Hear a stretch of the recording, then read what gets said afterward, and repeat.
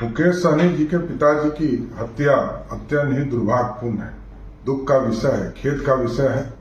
लेकिन मैं सरकार की तरफ से जरूर स्पष्ट करना चाहता हूं कि शीघ्र कार्रवाई किया जाएगा और जो भी दोषी होंगे इसके तुरंत इनको सलाखों के अंदर डालने का काम किया जाएगा। सरकार पूरी तरह मुस्तैदी से मुकेश सहनी जी के परिवार के साथ खड़ा है और शीघ्र से शीघ्र कार्रवाई की जाएगी। मुकेश सहनी जी के पिताजी की हत्या अपने आप में दुखद विषय हम लोगों के लिए।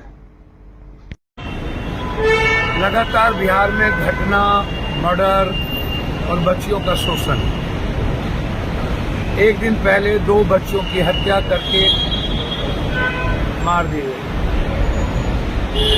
इसके पहले मुजफ्फरपुर में नौकरी के नाम पर सैकड़ों बच्चियों का शारीरिक और यौन शोषण। लगातार पटना, दानापुर में मर्डर पर मर्डर। बिहार के हर जिलों में हत्या का सिलसिला। और आज एक संघर्षशील लीडर मुकेश जी के पिता की हत्या। कंप्लीट रूप से रोम जल रहा था, नीरो बंसी बजा रहा।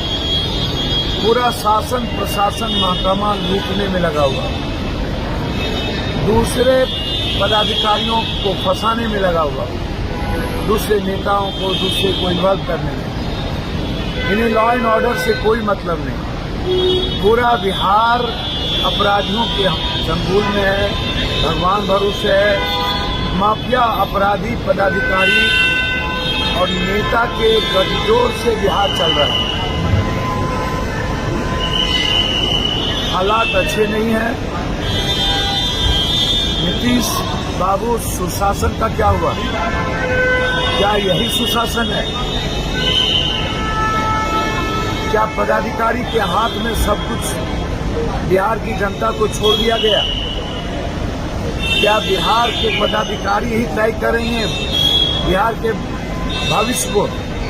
मैं मुकेश सहनी जी की हत्यारे की गिरफ्तारी की मांग, एसपीडी ट्रायल, दोनों बच्चों की हत्यारे की गिरफ्तारी और एसपीडी ट्रायल की मांग करता हूं। और ऐसे पदाधिकारी जो अपराध में माफियाओं के साथ संलिप्त है उसको सस्पेंड और उस पर एफआईआर चलाने की मांग करता हूं।